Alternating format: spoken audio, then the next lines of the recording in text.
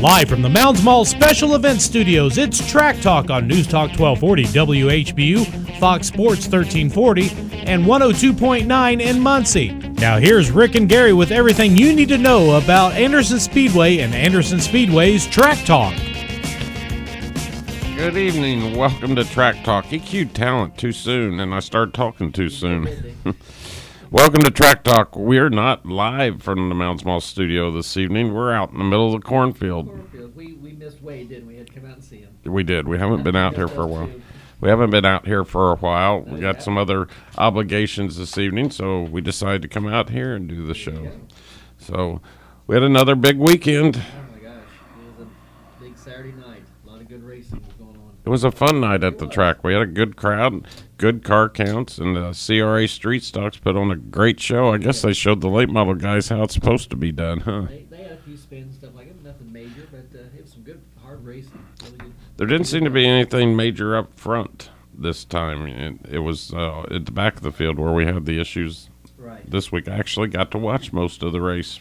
You're getting to do that a little bit more often. I am. I really like this new configuration at the track, and I'm sure the guys in the pits like it too.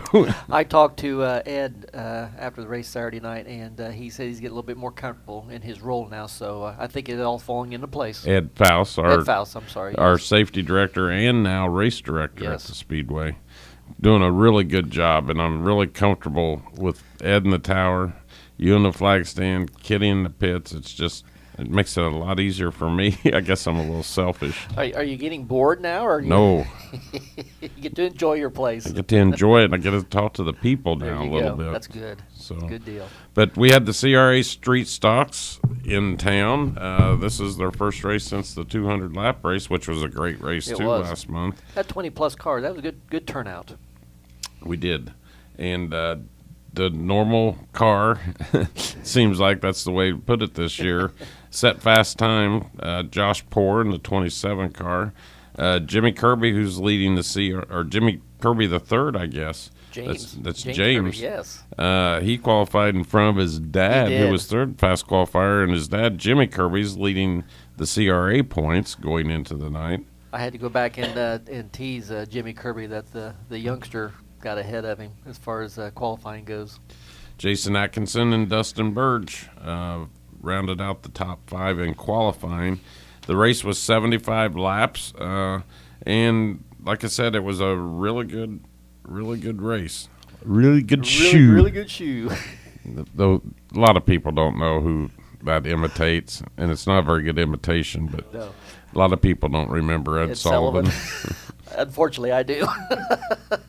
But after the 75 laps were over and the dust had settled, Jason Atkinson, who has won several times at the Speedway in both the street stock and a sportsman car, won the race with Dustin Burge right on his tail for most of the race. Josh Poor finished third. Mason Keller was fourth, and Jimmy Kirby was fifth. Hats off to Mason Keller, young man. He started on the pole, if I'm not mistaken, and led a good part of the race. But he hung in there. He usually has had misfortune when he comes to the track, but this time around he stayed with them and top 5 finish. So good for him. The restarts got him. I think we had a few yellow flags. I don't know how many yellow flags we had. It wasn't that many, but we did have 3 or 4, and we had a couple late in the race, which made it more exciting for Dustin and Jason and Josh trying to get past. Mason's car was going away, I think, there towards the end. It was hard to get around him, though. He made it really wide. And but Jason Atkinson won the CRA Street Stock 75 at Anderson Speedway. Then we had Thunder Cars. Are you well? Do Thunder Cars or we Thunder better talk about what night it was to start with. Oh, it was the Herald Bulletin's Cow Appreciation Night at Anderson Speedway, and the midway was set for a lot of fun. You could milk a cow, milk a fake cow, and Amy and like to thank the folks from the Excel Center that sent some folks down to help the kids and have some fun on the midway. But there was a lot of kids and a lot of families out there enjoying all the activities that Amy had. And then she had a couple of interesting things in between the races. She did. Had cow pie eating contest. I really don't get to see much what goes on in Midway, but I did hear over the speaker about a sack race. They had sack races, something like that. Is that the ones where you get in the sacks and you? I don't know. Jump? I didn't get to see that either. I just heard about sack races. Oh, I heard the cow pie eating contest out on the front stretch. That was pretty cool. Why did she use chocolate? I don't know, but the kids' faces look really good after it was all said and done. Everybody had a good time. Yes. We had the Nash Thunder Cars on tap after the Street stock. street stocks. I'm not supposed to say that. Well, Thunder Cars were on tap after the street stocks, and Curtis Chapman, Robbie Wyman, Rob Allman, who brought his Thunder Car out, hadn't brought it out every time this year. Lonnie Burton, Randy Hoppus were the top 5 qualifiers, and in a pretty good race. It had some feature. Excitement. Nothing major. It was all racing on the racetrack, but what was the invert on that? I think it was 6, if I'm not mistaken. I know I got to watch this race too, and I noticed that Curtis and Robbie, who typically have the 8. fastest cars, were way back in the field, and Yes, they it was 8. had to come through the field and did it pretty cleanly. And Curtis just had the line, and the lap or the slower cars, he knew how to pick them just a Right. little better last night. He's a veteran at that, so he knows what he's doing. And got to the front, and Robbie had a little trouble. I mean, he got through pretty much, and then had an issue, and I forget. We had a restart, didn't we? Well, down along the front stretch, actually, I got to see the underneath of his car. Yeah. Unfortunately, down the front stretch, he came up on a slower car there and went up over the back of him there, but he kept on going. He spun the infield.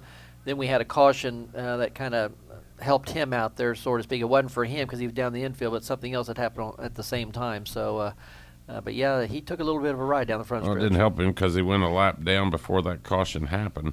Oh, He actually spun out of the way, so he was Yes. safe, and we didn't have a caution. And then the 22 car that That's he what it actually was. drove up on top of blew up. Yes. And well, it didn't blow up, but that's car talk. It was enough to. It made smoke. We had fluid on the track. We had to take care of. But I couldn't tell exactly what happened. The 22 car, in Robbie's defense, was not holding a real good line. Right. And I think Robbie went to the inside, and I don't know if he went to the inside too or what, but I'm sitting in the suites, and I see the front end of Robbie's car up in the air. Yeah. It's kind of like when you see sprint cars drive over the rear wheels. Yes. He came down and spun. Everybody's okay. Obviously, it wasn't a great finish for Robbie, but Robbie's a good competitor, and I think he's leading the points and probably still will be after I haven't had a chance to get those finished yet. I better get busy on They those. better get them done, huh? But Curtis Chapman won the race, and Lonnie Burton In a new car. in a new car finished second. Wes Russell Jr. was in the 66. I wonder why that car was running so well. I thought, who is in that 66? But Wes Russell Jr. is a veteran sportsman driver also. Finished third. Randy Hoppus was fourth. And Kyle Allman, who this is only Kyle's probably third or fourth race, finished fifth. And he's getting his feet wet. He did. He actually won the second heat race Saturday night. Took a little spin in the feature, and I know evidently something must have. I didn't see this part. Something must have happened between him and Robbie Wyman. Did you see that? I didn't see that part. No. Or maybe it didn't, and they just thought it did. But anyway, congratulations to Curtis Chapman. He had the fast car Saturday night. Then we had Thunder Roadsters. Now I didn't get to see any of those. Thunder Tell me what Roasters, happened. they put on a great race. I think we had 8 of them there, but still, they're getting faster and faster. We were talking about this after the race Saturday night. I remember when they first came to the track there, almost kind of like it was a demo type racing, and now they're getting real racy, and it's almost to the point that it's real exciting to watch these guys run. But we had, I believe, the heat race was won by Chris Weddle. And then the inversion was either 6 or 8. I can't remember. They all seem to want to draw the 6 or 8 on the inversion. But a great feature. John Robbins, who had some trouble qualifying, elected to take fast time for the evening. So John ended up starting at the rear of the field, Chris Weddle ran into an issue with running his time in the feature, running over his time with our, was it the 3/10 rule? Is that what we call it? Yes. And That's to prevent somebody from sandbagging. Not that Chris was doing it. I Right. think he just had an issue with his car. But when you see somebody get black flagged from going over their time, a lot of times it doesn't make sense to the fans, but it affects the lineup of the cars. So somebody could, if we didn't have that rule, somebody could qualify bad and end up starting on the pole. right. And that's why we have that 3/10 rule. So you can't do that. And Chris kind of started on the pole of the feature because some of the front runners who were slower cars elected to move towards the back of the field, which then put Chris to the front there. So he had clear sailing, and it kind of showed it there. But other than that, when he got black flagged to going over his time, John Robbins pretty well took over at that point. Congratulations to John. Yes. They showed Doug Duggar in the 20 car last night, but he wasn't there. So who was in the 20 car? That I don't know because they kept announcing as Doug Duggar, so I thought he was in it. Somebody wasn't doing Saturday their job night. at Anderson Speedway, were they? I'm supposed to know every single driver in every car. They're your people. I get that from the race director in scoring, so. Front wheel drive figure eights, a good race for Oh a my change. gosh, it was fantastic. And I mean, I think all the competitors were basically happy Yes. after the race for a change. No major incidents. No. You're going to have to tell me about this one. I know Nick Warner set fast time, and Kevin Henson won the heat race, and Nick won the feature. But tell me about the race. Nick pretty well had the field in command there. He Ended up winning the feature, But my gosh, we went 15 green flag laps to the point that the field was spread out. A lot of crossover action. It was exciting. I could actually hear the fans behind me youping and yelling. So that tells me that they What in yelling? youping, Youping and I don't know why they yelling. call it. Hollering. They were happy at Youping. what. Wait, could you please Google the word youping and tell me what that means? It came up, no response found. Anyway, the fans enjoyed the figure eight. It was a good one, but Nick Warner did come out victorious on that one. Congratulations to Nick. He's pretty much mastered that division. He ran the street stock race, but had some He had some issues in that one. Some yes. issues. I think he spun once, and the car just wasn't right. No. But Nick needs to be in those upper divisions. So He's a good driver. He is. So that what you're holding up two fingers, and now I'm a little bit confused. Peace. Peace. Give you the peace side. You watched the Nixon documentary again, didn't you? No, you were looking at me, and since we're here with Wade, he was looking at me with the peace sign, so I just given it back. We have a great race weekend coming up Yes, this we do. weekend. We have the McGonigal Engine late models, our very own division back. Haven't seen them in a while. We're Just- in total control Yes. of it this week. They're going to have a great race. Every time we've had just a McGonigal Engine late model race, they've been great Yes, they races. have. We actually had a CRA McGonigal race a couple weeks ago, went 100 laps. That was a great It race. sure was. Last weekend, or weekend before last, was a dud. Yes. But this week, it's ours. We've also got the Thunder Cars back in action. We have the front wheel drive ovals. We have the new division, the Pro Compacts. And then we also have the Legend Legends. cars going to be here. We 5 got 5 divisions. divisions this That'll Saturday be a night. good show. Weather forecast right now is showing 80 and sunny, no rain. So we've been blessed this year with weather. We have. That Saturday in the morning, I mean, again, it looked like Armageddon if you depend upon which news channel you listen to in Indianapolis. In fact, you could tell Kevin Gregory is off because the guy that was in there doing the weather for Channel 6 was starting to act like Angela Buckman. Rain. But I looked at it early. And Is this soapbox time? Yeah, well, not Okay. not yet. I can get on another one after our break. We there was a big glob coming over from Illinois, and I mean, it looked like it was going to hit us, but for a couple hours, and about 4:30, 5 o'clock, be done.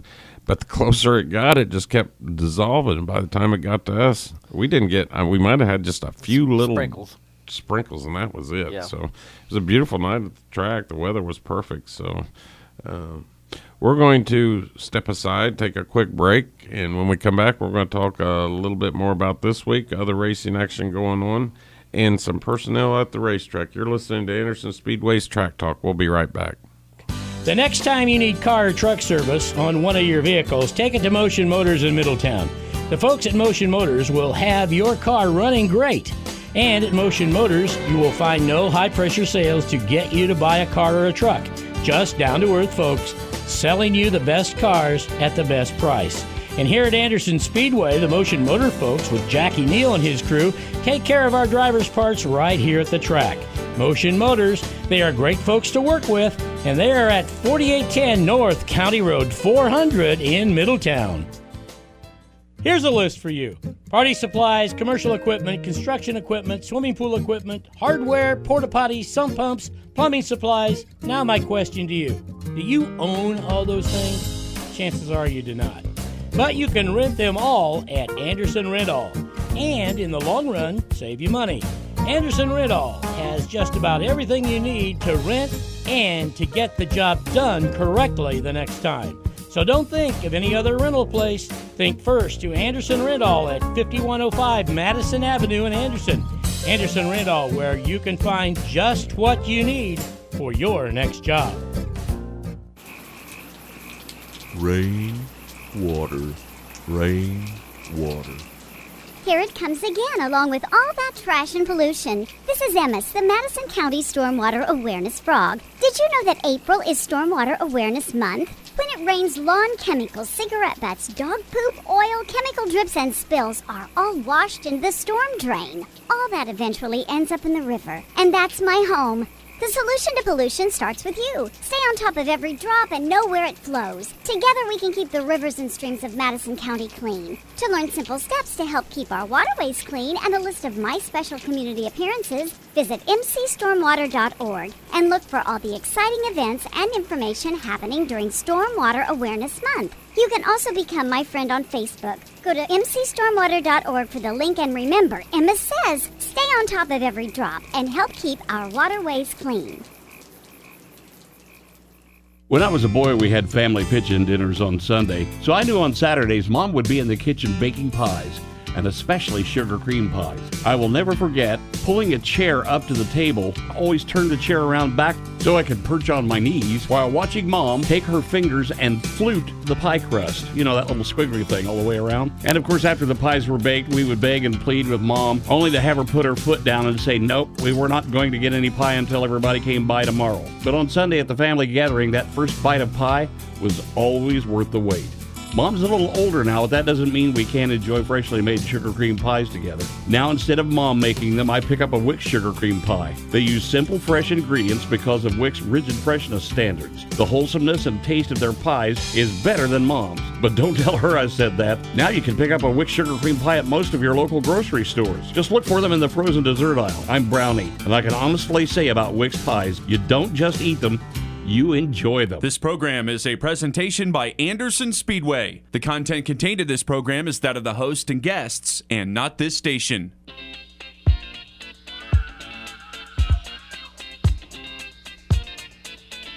That's right, the Ohio Players. Ohio Players. Roller coaster. Yes, That's back in your day. That's back in your day. I got to hear the ding-ding in person instead of over the air. We're back, Anderson Speedway's Track Talk. Rick Dawson, Gary Mong. We are in the cornfields of Daleville at the Wolf Boom Studios. We've missed Wade this year, haven't we? He hasn't got to be at the track as often as he has. But he's spending a lot of time with his daughter, which is cool. Joe Harvey is doing a great job in tech. We've had a little rearrangement at the Speedway staff-wise. I think it's for the best. And it's really working out well. I think the competitors actually are appreciating it, too. It's nice having Kenny back in the pits. That keeps the whole flow of the show going. Information is important to the drivers, to the tower. I think he's diffusing issues before they arise. And then Ed in the tower making the calls, doing a great job up there. We got Joe Harvey and Danny in the pits doing tech, and that's Joe's getting his feet on the ground, and he's putting a little meat into the rules so they don't get out of hand, which is what I want. Good. And I get to watch the races. Good deal. So it seems like I don't get to watch them very much, though. Still, I've found something else to do. You're on the roll of personnel. You want to talk about a couple in particular, if I'm not mistaken. I do. There's some unsung heroes at the Speedway. I mean, we got a lot of great people that help us out every night we have an event, but somebody that I don't talk about very much at all, and he needs a lot of praise, and somebody that makes me feel real comfortable on the racetrack is Paul Marshall in our pace car. Yes. He does. Paul and Shelley both were racers back when we first bought the track. I think they had Thunder cars, if I'm not mistaken. I think it was the old street stock, the version of the street stock, which is Thunder cars now. But I think he did both oval and figure eight back then when we did both of them. And Shelley had a Thunder car, Yes. if I'm not mistaken. And then we got him in the pace car, and I could not feel more comfortable. You don't realize how important that is, especially from a safety standpoint. Yes. I don't think I could rest or even survive the evening of the Little 500 not knowing Paul was not in that pace car. Absolutely. But Paul and Shelley and Logan, their son, comes out with them all the time. Logan's really active in Boy Scouts and shooting for his Eagle Scout, which is pretty cool. And it's just great to have them around, and you won't find any more avid race fans than Paul and Shelley Marshall. If they're not at Anderson Speedway, they're in demand to drive the pace car at Winchester or IRP. CRA, yes. For CRA. And then even last night with our Cow Appreciation Night, Paul's got a restored tractor that he brought out and put on display. That was cool, yes. So, and they got a restored vintage car that they bring to the car show. So I've heard Kenny Wright back when he would do drivers meeting stuff that he would tell the driver stuff. He said, "You got the best pace car driver in the country right here at Anderson Speedway, Paul Marshall." So that's a big credit to Paul for Kenny to Kenny to say that. Absolutely. So, and it's very important from a safety standpoint on the racetrack, because we long time ago instituted we don't put any of our staff on the racetrack unless the pace car has picked up the field. So Paul's responsible for that, and he checks the track out for us after we. He knows what to look for, yes. because he's a racer. There. Yes, and then also he doesn't want to have a flat car on the pace, flat tire on the pace car. You don't even have that either. No. If he's going to have it, though, I want him to have it during the race and not afterwards on my way home. Yeah. But hats off to Paul and Shelley Marshall and Logan for helping us just about every week at the Speedway. I guess we should, when you're talking about Paul and Shelley, on Shelley real quick, she's got a major responsibility for Little 500, what she does down that infield on the race night. I think she helps with all the runners and stuff on when they pit, and they have to keep log of all that stuff, and when they do the mandatory stops and stuff, and Shelley has to oversee all that, so she does a magnificent job on that year in and year out. Yeah. Well, hats off to the Marshall clan. Absolutely. Again, this Saturday night we've got the McGonigal engine late models on the program, along with the Thunder cars. We have the front-wheel drive in the oval. We have the Pro Compacts. And we've also got legend cars. That's this Saturday night, the 19th, at Anderson Speedway. Gates open at 5, and racing starts at 8 o'clock. I got a call, or I got an email, and I got a call that I haven't returned, that I got a call from Dan Redmond with the Vors Compact Series. And it just so happened that I added 2 races when we set up this new Pro Compact Series just to get our feet wet, so that next year we're ready to go with it. I have them actually running on August the 2nd and August the 9th. It just so happens that something happened with their schedule, and I'm not sure what, but it's to our benefit. They are now off. So Dan contacted me, and I'm getting back with him. And those are going to be actually on August 2nd and 9th. They're actually going to be series races. For Vors? For the Vors Pro Compact Series. Good deal. That means we'll have even more cars. We had a great turnout the first time they were there. And what a great organization to work with. I mean, we get a lot of these at the Speedways, you well know. Some good, some not so good. And we've had them both this year. Yes. And Dan's is far and away one of the best out there. Very professionally ran. Yeah, I mean, I don't want to take anything away from Daniel and the CRA series, but everybody knows my stance with that. I'm close. It's like family, and we both criticize each other. But for the national wise, you're not going to find a better operated and managed series than probably the CRA series in both their Super Series and their JEG series, which is going to be at Anderson Speedway in a couple weeks. But I think they stretched their limits a little bit by getting into street stocks and the sportsman cars. But that's the way it is. So now we just try to make that better too. And we've made it all work. We've made it work between CRA and the Speedway. So seems like it's a lot easier. I mean, when Glenn's there, it's pretty cool.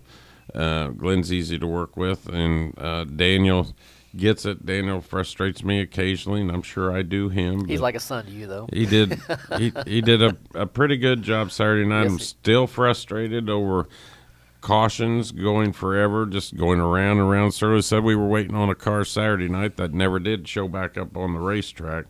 But all I hear is, Ed telling our guys to put cars in order, and these guys have got receivers in their ears. Why doesn't he use them? And if they don't listen to him, then so be it. Take care of it later. Answer that because I'm not on their radio, so I can't answer that for you. But other than that, I mean, I'm trying to convince them that they were race fans at one time, and that's the way the shows should be. Right. Should be put on for the race fans. You're speaking of the JEG series that's coming up here in a couple weeks. You added something to that. I did. That the fans need We've to know got about. the Winged Outlaw Figure 8 series coming back July the 26th. That's along with the CRA JEG series that's going to be here. We got a couple other big events if you want to put them on your calendar. August the 2nd, we've got the Muros Shrine Night at the Speedway. A lot of the Shriners from all around the state's going to be there. We're actually going to have a Shrine Parade in the infield, a big one. We had one last year. This one's going to be a whole lot bigger. We've got just about all the units from Indianapolis coming. In fact, we'll probably have to do some before the race and some during intermission. But the Shriners are going to be in town, obviously promoting our cause of helping the burned and crippled children. Then later on in the month, I think it's August the 23rd, we have the Retro Weekend, WERK Retro Weekend, and we're going to have a blast doing that. And also on the 26th of this month, when we have the JEG series, it's Alzheimer's Awareness Night with Edgewater Woods being our primary sponsor, and we're actually going to have wheelchair races. There's been entry forms and a whole 9 yards sound. These are going to be professional wheelchair races. Oh, wow. Okay. So that's going to be pretty cool. I don't know that we've done that since we own the track, but it's all to raise money for Alzheimer's awareness, and that's in 2 weeks from this Saturday. Again, I want to recap this Saturday night. It's the McGonigal engine late models, Thunder cars, front-wheel drive ovals, Pro Compacts, and Legend cars. That's all at Anderson Speedway. Gates open at 5, race at 7. Race at 8. Race at 8. Now, see, you got my attention distracted, and maybe I need some put a sleep. note I up may there. be getting ready for a vacation. I don't know. He put a note up there to remind me to say hello to Aunt Jenny. So, hello, Aunt Jenny. Hi, Aunt Jenny. Thanks, Wade. Keeps me out of trouble that way. With that, I think that pretty much wraps up our half hour. We're very happy that you spent the time with us this evening, and look forward to seeing you at the racetrack Saturday. And we will be back here again next Tuesday night at 6 o'clock. Only we'll probably be from the special event studio at Mountains Mall at that time. With that, I'm Rick Dawson for Gary Mong. Thanks for joining us, and we'll see you at the Speedway.